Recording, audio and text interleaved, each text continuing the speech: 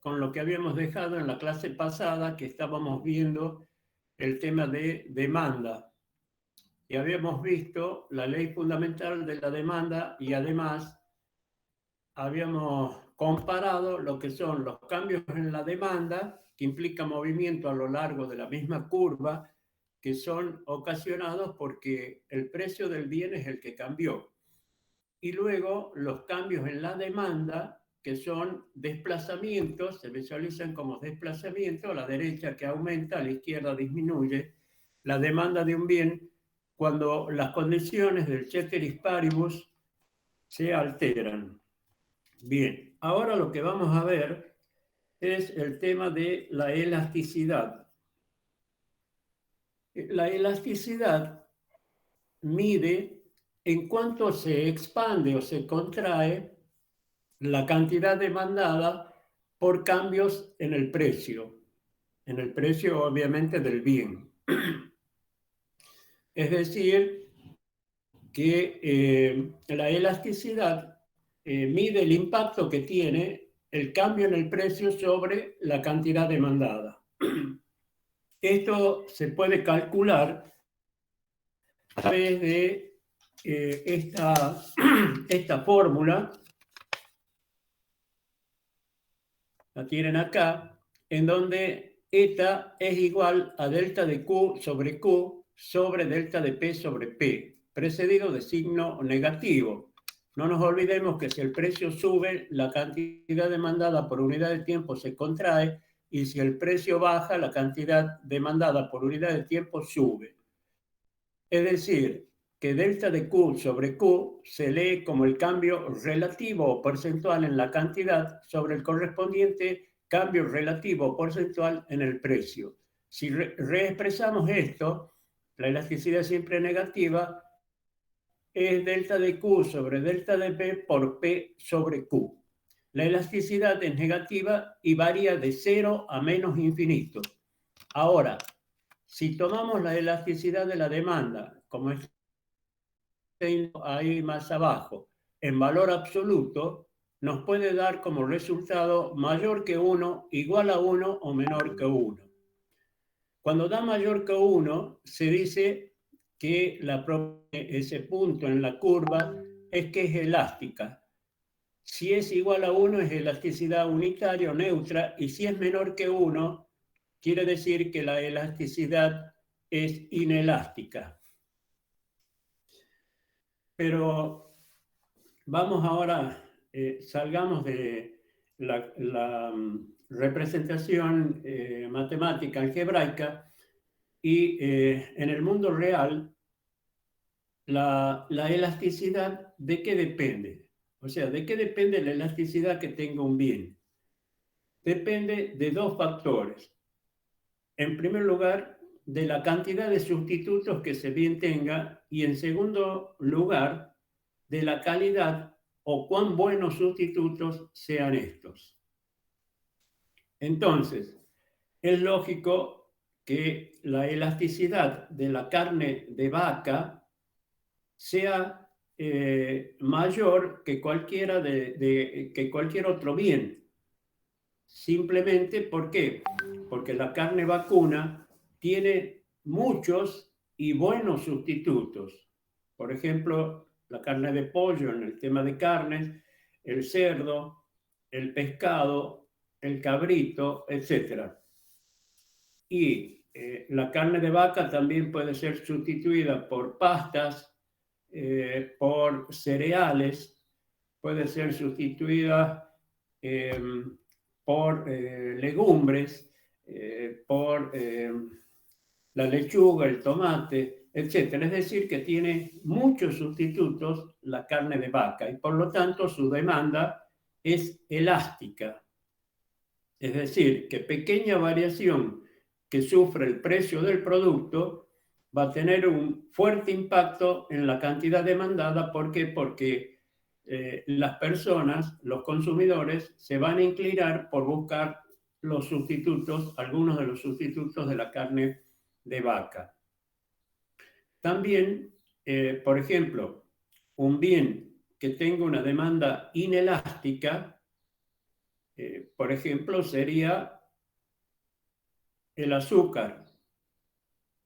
El azúcar no tiene sustitutos y los sustitutos que existen, que serían los edulcorantes, no son buenos sustitutos. Por lo consiguiente, su demanda podemos decir que es inelástica, como puede ser también la sal, como puede ser el agua, son bienes que tienen demanda inelástica. También hay que tener en cuenta el periodo en donde se efectúa la medición en cuanto a la elasticidad. Por ejemplo, si hubiera una fuerte retracción o disminución en el precio del kilowatt de electricidad, eso llevaría a que la gente paulatinamente vaya reemplazando los otros electrodomésticos que están accionados a otros combustibles, por ejemplo, la cocina a gas, la estufa a gas, etcétera, los vaya reemplazando.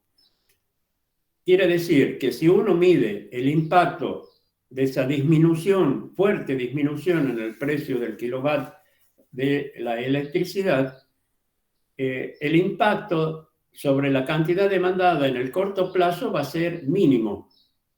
Pero si tomamos en el largo plazo, más allá de un año, y lógicamente el impacto va a ser realmente importante. Es decir, que también juega el tiempo en el momento en que uno efectúa la medición de la elasticidad. Vamos ahora a lo que se denomina la elasticidad cruzada. Acá vamos a suponer de que ahora están cambiando las condiciones que hacen a los bienes sustitutos y a los complementarios. Es decir, que vamos a ver que la curva de demanda se desplaza hacia la derecha o hacia la izquierda. Pero ¿cómo medimos el impacto, por ejemplo, del cambio en el precio de la carne de vaca en la cantidad demandada de pollo? Eso lo podemos obtener, más bien dicho, a través de la elasticidad cruzada. Acá la tienen, a la elasticidad cruzada. La elasticidad cruzada también se representa con la letra griega eta, eta de xy, es igual a delta de Q sub X sobre Q sub X, dividido en delta de P sub I sobre P sub I. Es decir, el cambio relativo o porcentual en la cantidad demandada del bien X dividido en el cambio relativo o porcentual en el precio del bien Y. Como sería acá arriba, la carne, la cantidad demandada que dijimos de carne de pollo, como consecuencia de que se incrementó el precio acá porcentualmente de la carne vacuna. Esto nos da como resultado, nos puede dar dos resultados, diríamos, o positivo o negativo.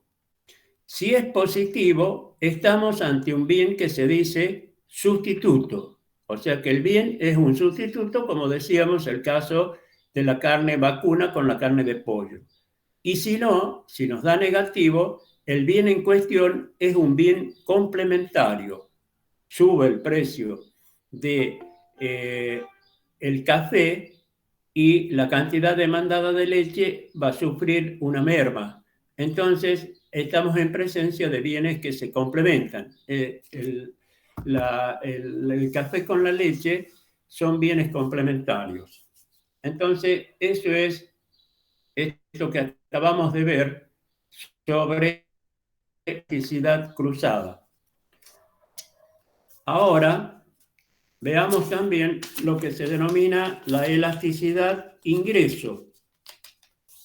Ahora vamos a pensar de que estamos en presencia de un bien que es superior y cambia el ingreso monetario. Es decir, si el ingreso monetario aumenta, quiere decir que la demanda de ese bien superior, como por ejemplo los automóviles, las joyas, los electrodomésticos caros, por ejemplo, los televisores de más de 50 pulgadas, son bienes superiores y por lo tanto, cuando cambia el ingreso monetario, es decir, cuando cambie aumentando el ingreso monetario, su demanda va a aumentar. Y eso se mide con la siguiente relación que se llama la elasticidad ingreso. Entonces, la elasticidad ingreso de la demanda sería eta sub i, el subíndice, igual a delta de Q sobre Q, dividido en delta de I, la I mayúscula, que significa el ingreso, sobre I. Es decir, que la elasticidad ingreso sería el cambio relativo porcentual en la cantidad demandada de un bien dividido en el cambio relativo porcentual en el ingreso. Es decir, en el ejemplo que decíamos, queremos ver en cuánto varía la cantidad demandada de automóviles en función del incremento que hubo en el ingreso. Y eso se mide a través de lo que llamamos elasticidad ingreso. Bien, vamos ahora a trabajar con la oferta. O sea, pasamos ya al otro lado de la tijera. Estábamos trabajando con demanda. Habíamos visto que la demanda tiene pendiente negativa porque hay una relación inversamente proporcional entre lo que son, entre lo que es el precio con respecto a la cantidad demandada. Vamos a la oferta. La oferta expresa las diferentes cantidades que en función a los precios los productores u oferentes están dispuestos a ofertar en el mercado. Bien, entonces, como existía la ley de la demanda, también existe la ley de la oferta. Acá la tienen. La ley de la oferta dice, si el precio sube, la cantidad ofrecida en función del tiempo Q/T aumenta. Si el precio baja, la cantidad ofrecida por unidad de tiempo baja. Esto es válido, esta ley fundamental de la oferta es válida siempre y cuando se cumplan las condiciones, como habíamos dicho en la demanda, del ceteris paribus o del ceteris paribus, que es la expresión latina que significa mientras las demás condiciones o circunstancias no varíen. Ustedes recuerden que dijimos que los precios son incentivos. Entonces, si uno es productor, si el precio sube, obviamente es un incentivo a que me dedique a producir más. De la misma forma, si el precio disminuye, y lógicamente voy a empezar a disminuir, a discontinuar la producción de un bien. Entonces, para que se cumpla la ley fundamental de la oferta es necesario de que permanezcan constantes las siguientes condiciones. En primer lugar, que la tecnología no cambie, o sea, la tecnología. En segundo lugar, el precio del servicio productivo variable, es decir, lo que se paga a la mano de obra. Y en tercer término, el precio de los bienes que conjuntamente, bien digo, se producen. Son estas tres condiciones las que tienen que permanecer constantes para que se cumpla rigurosamente la ley de la oferta. Ahora vamos a ver, como hicimos con la demanda, lo que son los cambios en la cantidad ofrecida. Entonces acá tienen la curva de oferta. En inglés aparece representada con la letra S de supply, que sería oferta. Nosotros vamos a usar la nomenclatura castellana o, a pesar de que el origen lo tenemos representado también con lo que es un cero, que se puede confundir con lo que la O de la oferta. Pero nosotros vamos a utilizar esa nomenclatura. Entonces, acá tienen el equilibrio originario de la oferta, que sería acá les voy a marcar, el equilibrio originario estaría dado por P sub 0, la cantidad que se ofrece, la cantidad ofrecida sería Q sub 0 en el punto A. Si el precio baja, como dijimos, ¿qué va a ocurrir con la cantidad ofrecida? Va a disminuir. O sea, si el precio baja a P', a ver que acerque un poco más, o P segunda, a ver, ya les digo, no, a P', a P' sub 0, si el precio baja, la cantidad ofrecida por unidad de tiempo disminuye a Q' sub 0, se desplaza hacia la izquierda, la cantidad ofrecida. Ahora, si el precio a la inversa sube a P segunda sub 0, la cantidad ofrecida en el punto C aumenta a Q segunda sub 0. En este caso, los cambios en la cantidad ofrecida son producidos, como lo estuvieron viendo allí, o lo ven en la gráfica, como consecuencia de que el precio del bien se alteró. Las condiciones del ceteris paribus continúan constantes. Ahora, vamos a ver los cambios en la oferta. Acá están representados los cambios en la oferta. Ahí tienen P sub X, Q sub X, el bien, y luego tenemos la oferta originaria, que sería la del medio, o que a un precio P sub 0, la cantidad ofrecida por unidad de tiempo es Q sub 0. Entonces, ¿qué ocurre? Si el precio, perdón, no si el precio, si cambian las condiciones del ceteris paribus, por ejemplo, hay un avance tecnológico y lógicamente con el mismo stock de recursos voy a producir más. Por lo consiguiente, la oferta, debido al cambio tecnológico, se desplaza a O', O'. Es decir, que el precio sigue constante, siendo P sub 0, y ahora la nueva oferta va a ser Q' sub 0. De la misma forma, si estamos en la oferta, en la curva de oferta original y aumenta lo que hay que pagarle a la mano de obra, es decir, el precio del servicio productivo variable, esto hace de que la curva de oferta se desplace hacia la izquierda, es decir, se contraiga. ¿Por qué? Porque si nosotros tenemos un stock de recursos con los cuales atendemos el pago de la mano de obra, el pago de los insumos y del capital, lógicamente que si sube lo que tenemos que pagarle a la mano de obra, recordemos que las empresas están trabajando maximizando la producción en la curva de frontera de posibilidades de producción. Entonces, si yo gasto más en mano de obra, y lógicamente no voy a tener para comprar insumos para fabricar, y eso hace que la oferta se desplace hacia la izquierda. El precio sigue siendo P sub 0, pero la cantidad ofrecida ahora va a disminuir a Q segunda sub 0.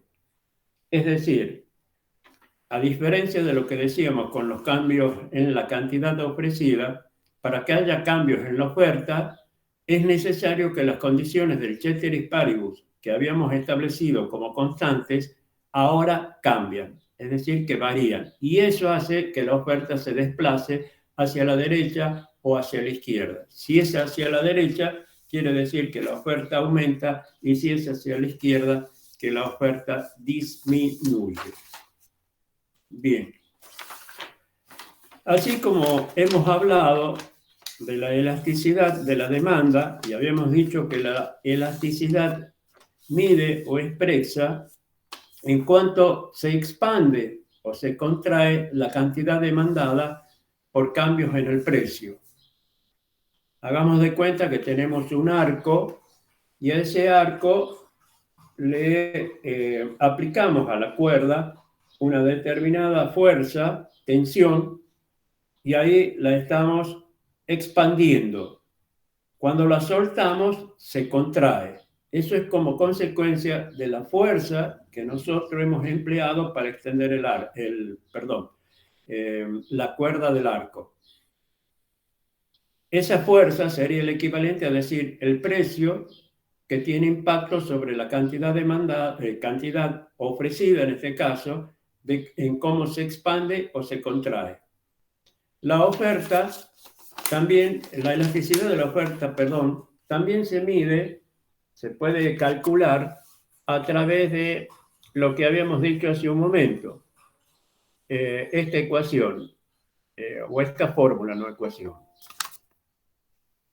Un segundito que admito a uno que está durmiendo la siesta. Ay, Dios. Uy.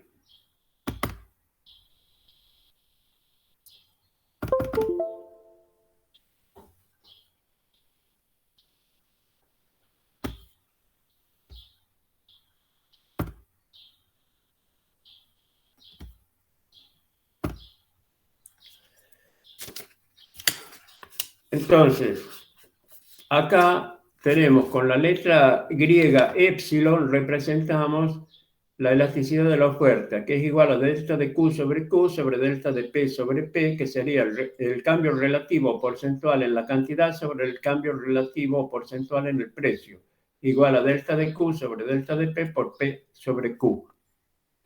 En este caso, la elasticidad es siempre positiva en la oferta, porque hay una relación directamente proporcional entre los precios y las cantidades. Como lo habíamos dicho con la ley fundamental de la oferta, si el precio sube, la cantidad ofrecida por unidad de tiempo sube, y si el precio baja, la cantidad ofrecida por unidad de tiempo disminuye. Bien, salimos ya de lo que es oferta y de lo que es demanda. Vamos ahora a trabajar con, y antes de entrar con los casos de equilibrio entre oferta y demanda, quiero aclarar algo que no quedó bien definido hace unas clases atrás, las clases pasadas, cuando hablábamos de la clasificación tripartita.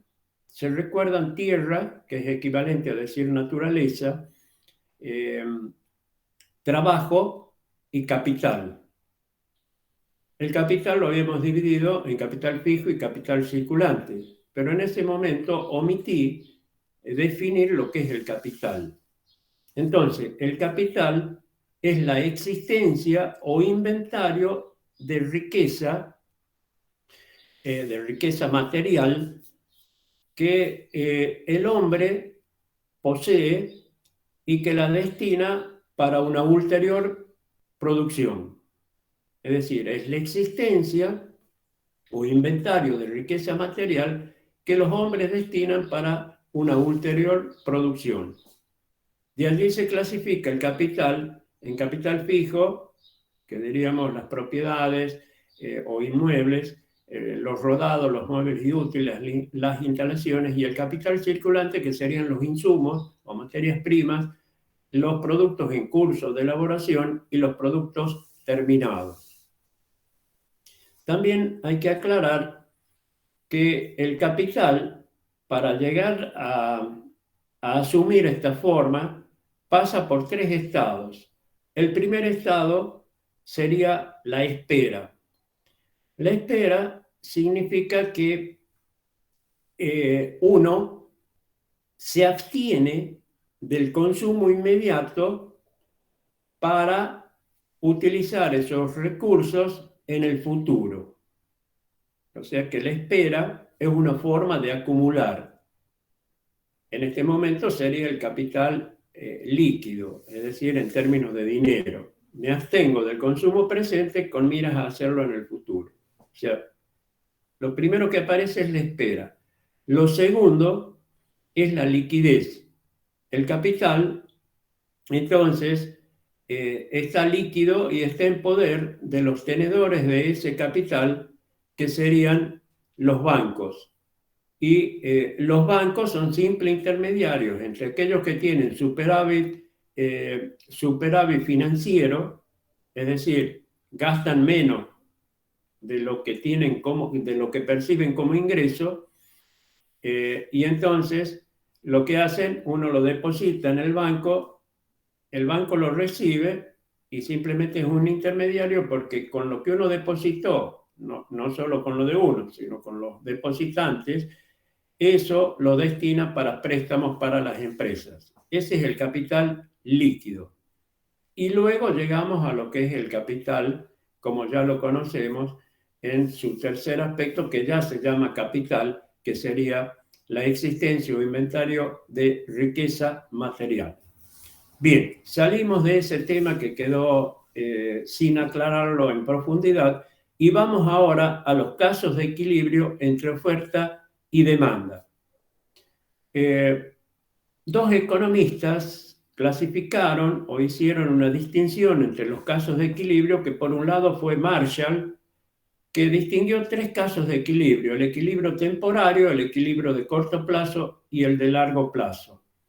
Y Naig, otro economista, que distinguió equilibrio de periodo de producción, primero, el equilibrio instantáneo, el equilibrio de periodo de producción, el de corto plazo y el de largo plazo. Es decir, Marshall le llamó temporario a lo que sería el equilibrio instantáneo y el equilibrio de periodo de producción. Entonces, analicemos la clasificación de Naig. El equilibrio instantáneo. Para poder hablar de casos de equilibrio, lo que nosotros estamos tratando de determinar, cuál es el precio que deben tener los productos que el consumidor requiere. Eso es lo que estamos viendo cuando hablamos de equilibrio entre oferta y demanda. Y suponemos, como un principio fundamental, de que el precio se ajusta en aquel punto en que la cantidad demandada se equipara con la cantidad ofrecida, es decir, cuando se cortan ambas curvas. Vamos al equilibrio instantáneo. En el equilibrio instantáneo, los vendedores están imbuidos por razones especulativas, o sea, que actúan en el mercado simplemente especulando. Los compradores también especulan tratando de pronosticar o predecir el precio que tendría el producto en el futuro para que recién hagan sus compras. Entonces, el aparato de análisis de oferta y de demanda no sirve acá porque de ambos lados hay cuestiones especulativas. Vamos ahora al equilibrio de periodo de producción. Esto es sobre todo para los bienes agrícolas. En el equilibrio del periodo de producción, acá lo tienen, ocurre esto. Ahí tienen la curva de oferta, que es paralela al eje de los precios. ¿Por qué es paralela? Y porque se conoce perfectamente cuál es la oferta, o sea, qué cantidad es la ofertada. Por ejemplo, la producción de azúcar de este año es la cantidad que va a ser ofrecida el año que viene, es decir, que va a ser la oferta del año que viene. Entonces, la demanda del producto hace que el precio se ajuste y regule la cantidad disponible del bien hasta la próxima cosecha. O sea que ese precio tiene que garantizar que ese bien va a existir hasta la próxima cosecha. Es decir, que el precio allí determina de esa manera el equilibrio entre lo que es la demanda y lo que es la oferta.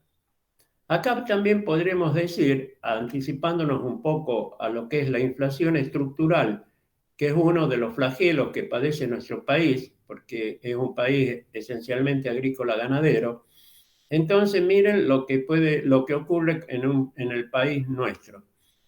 En la producción agrícola, dijimos que el precio se ajusta en aquel nivel que regula y que hace que la demanda del producto se adapte a la oferta de manera tal de que ese bien exista hasta la próxima cosecha.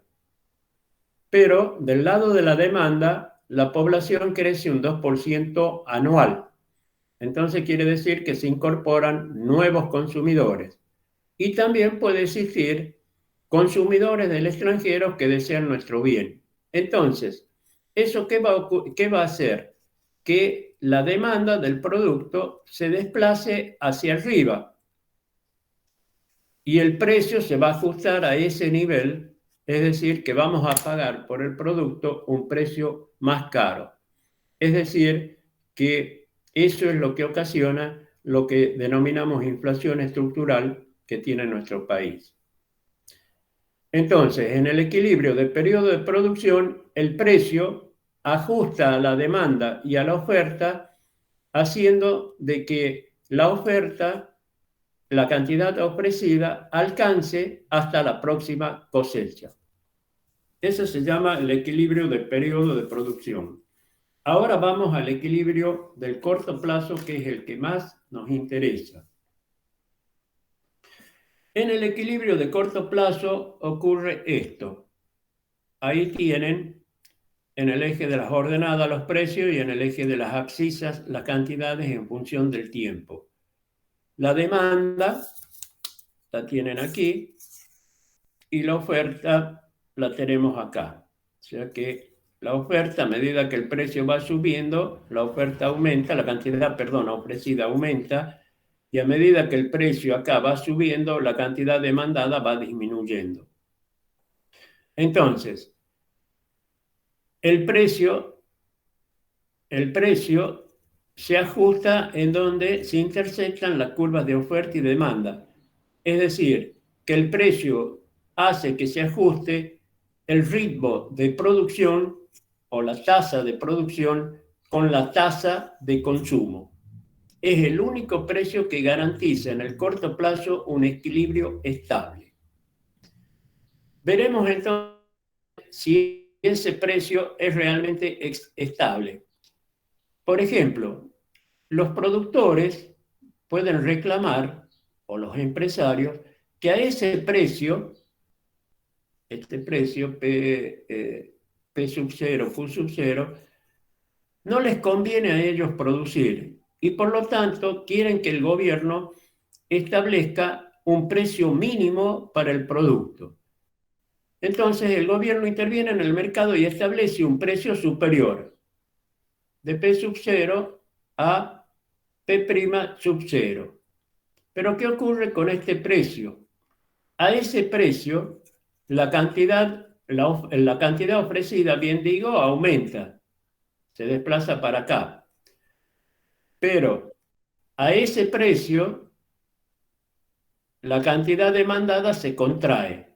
Es decir, que no hay coincidencia entre cantidad demandada con cantidad ofrecida. Entonces, a raíz de ese precio mínimo, lo que ocurre es que va a haber un exceso de oferta. Es decir, va a haber más bienes que lo que los consumidores demandan. Entonces, ¿qué va a ocurrir con el precio? El precio va a tender a bajar hasta volver al equilibrio. Ahora vamos a la situación inversa, es decir, que somos los consumidores que presionamos al gobierno diciendo de que este precio es demasiado caro, oneroso para el producto. Por lo tanto, queremos que fijen un precio máximo de ese bien. El gobierno hace de que el precio entonces lo regula para que disminuya a P' o P segunda sub 0. Pero ¿qué ocurre con este precio? Una situación similar a lo que decíamos. A este precio menor, del lado de la oferta, los oferentes están dispuestos a colocar en el mercado menor cantidad que lo que hacían antes.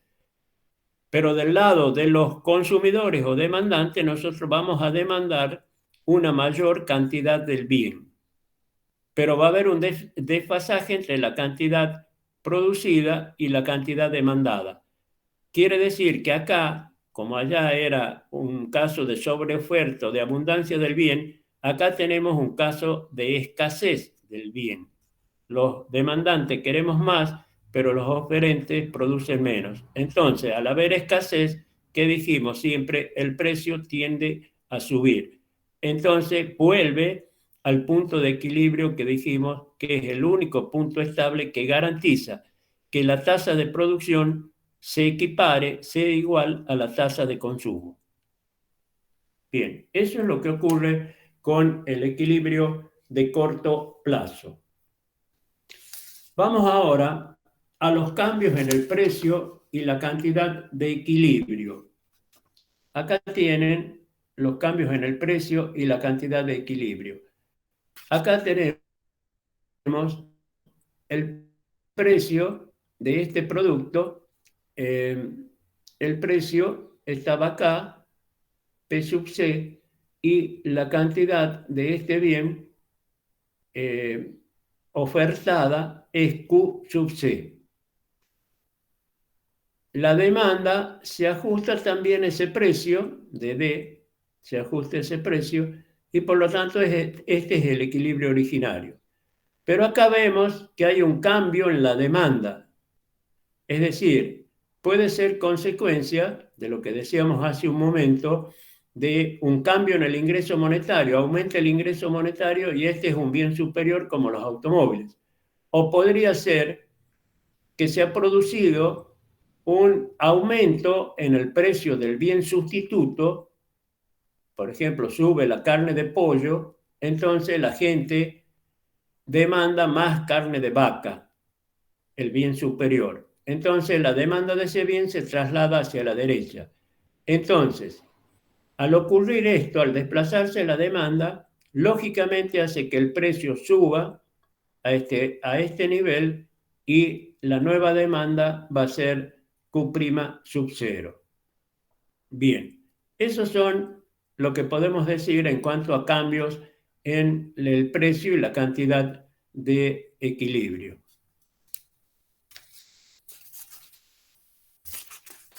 Veamos en el equilibrio de largo plazo que nos quedaba por ver, y en el equilibrio de largo plazo ocurre esto que está ejemplificado acá. En el largo plazo, las industrias, las empresas tratan de trabajar con costos constantes. Por lo tanto, la oferta es paralela al eje de las abscisas, es constante.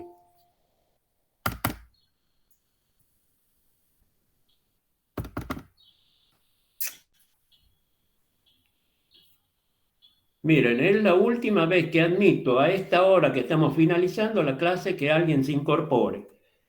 Bien, entonces, si las industrias trabajan a costos constantes, la oferta es paralela al eje de las abscisas. Y la demanda en el largo plazo es esta, y por lo tanto el precio de equilibrio está acá, y la cantidad ofrecida y demandada se intersectan y está aquí, en Q sub 0.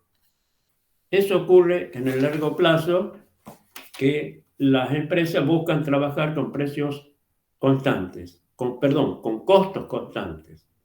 Lógicamente que en un país como el nuestro, en donde estamos con ese proceso inflacionario, es difícil trabajar con costos constantes porque nuestros costos van a estar sujetos a subas, tanto de los insumos que usemos como de la mano de obra. Bien. Y ahora vamos a un simple ejemplo de lo que es los árabes, los israelíes, los plásticos y los vidrios. En el año 1973 hubo una guerra entre Israel con los árabes. Los árabes, en represalia, en el año 1973, aumentaron el precio del petróleo, lo duplicaron. Y eso tuvo consecuencias catastróficas porque el precio del combustible se duplicó, pero también tuvo impactos en lo que es el mercado del plástico y en lo que es el mercado del vidrio.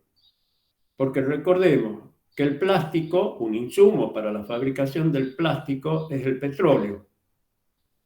Pero recordemos también que el plástico es un bien sustituto del vidrio. Por lo tanto, ¿qué ocurrió en el mercado de los plásticos? En el mercado de los plásticos, esta era la oferta original, la puse como SP, oferta de plástico, y la demanda de plásticos. Este era el equilibrio original, P y Q. Entonces, si el insumo aumentó, eso hizo, recordemos que si aumenta el precio de la mano de obra o el servicio productivo variable, que varía también el insumo, los insumos que usamos, la oferta se va a desplazar hacia la izquierda, se contrae, y eso hace que el precio del producto suba.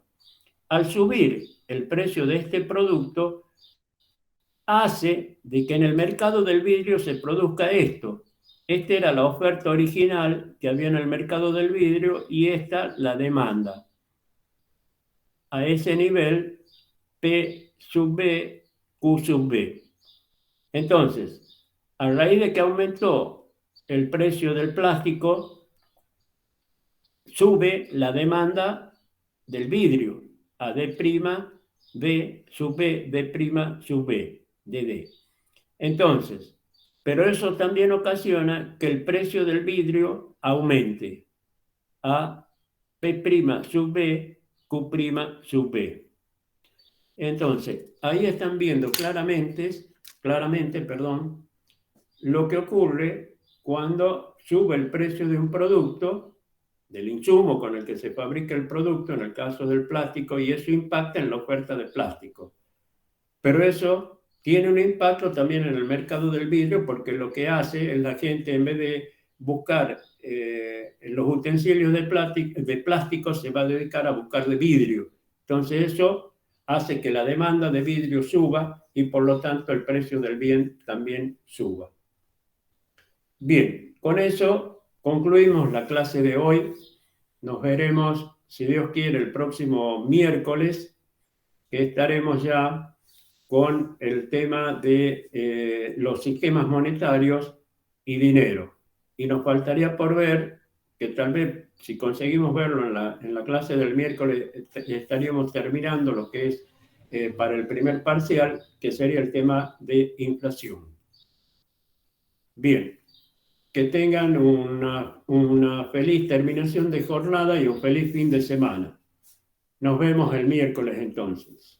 Nos vemos, profe. Igualmente, Nos profe. vemos, profe.